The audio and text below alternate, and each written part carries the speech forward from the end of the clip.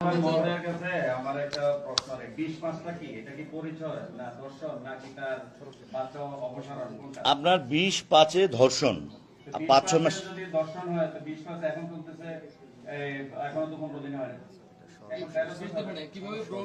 এইটা আপনি আপনার এখানে 10 দিন আর এখানে 13 দিন 23 দিন হয়েছে, সব মিলে এসে দর্শিত হয়েছে। আপনি প্রেগন্যান্সি হলো, কখন প্রেগন্যান্সি অপসারণ করলো, আপনাকে আমি জিনিসটা বলি, এখানে আপনি এটা পড়ে দেখলে বুঝতে পারবেন। এইটা তো আমার না, মেয়েটি যেইভাবে আমাদের বলা আছে, অভিযুক্ত যেই ভাষায় অভিযোগ দিবেন সেই ভাষায় মামলা রজ্জু হবে। আমি বলতেছি, আবার পরিষ্কার করছি, 5-6 মাস পূর্ব থেকে পরিচয়ের মাঝখানে কতবার শারীরিক সম্পর্ক হয়েছে সেটা এত নিবিড় প্রশ্ন মেয়েটিকে করার মতো অবস্থা ছিল না।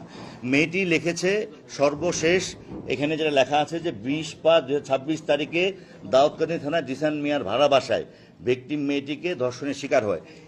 এর দেখেন, একটা মেয়ে যখন শারীরিক রিলেশন করে সেই মাসের পিরিয়ডের টাইম থেকে পরের মাসের পিরিয়ডের টাইম সহকারে তার থেকে আরো অন্তত কম করে হলো 10 দিন পার হয়ে যাওয়ার পরে তখন একটা মেয়ে প্রেগনেন্ট কি না তার ডাক্তারি ভাবে প্রকাশ পায়।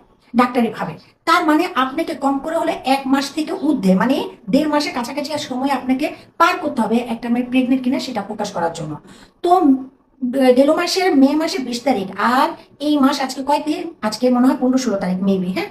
তো এই মাসের 15-16 তারিখে আর গেল মাসের 20 তারিখ থেকে তো টোটাল 1 মাস হয়ই না। তাহলে মেয়েটা প্রেগনেন্ট হলো কখন আর অ্যাবর্শন করলো কখন? আর তখন যখন সাংবাদিক পুলিশকে প্রশ্ন করতেছে যে তাহলে সে প্রেগনেন্ট হলো কবে আর অ্যাবর্শন হলো কবে, তখন সেই কথাকে কাউন্টার দিতে গিয়ে পুলিশ বলতেছে তার আগে তাদের সাথে আরো রিলেশন হয়েছে কিনা সেটা তো মেয়েটা ভালো জানে। আমরা তো একটা মেয়ে মানুষকে এত সেন্সিটিভ প্রশ্ন এত ওপেন ভাবে করতে পারি না। আপনি কি পুলিশের চাকরি করে মানুষকে বোকা বানাইতে বসছেন? যদি মেয়েটাকে মে মাসের 20 তারিখে ধর্ষণ করে থাকে, মেয়েটা জবানবন্দিতে তাই লিখে থাকে, তাহলে তার আগে রিলেশন কি করে হয়? এটা একটা প্রশ্ন না? যেই দিন ফার্স্ট মেয়েটার সাথে রিলেশন হবে সেই তারিখটাই তো ধর্ষণের তারিখ হিসেবে উল্লেখ থাকবে। বিষয়টা তেমন না। দেখেন, আমার এই জবানবন্দিটা বেশি বেশি করে আপনারা শেয়ার করেন, কারণ এইটাতে প্রমাণ হয়ে যায় যে শিবিরের নেতা এই জিসানকে মিথ্যা মামলা ধর্ষণে ফাঁসানো হচ্ছে। কারণ এখন জানতে চাচ্ছি যে জিসান এখন কোথায় আছে, 1 নাম্বার।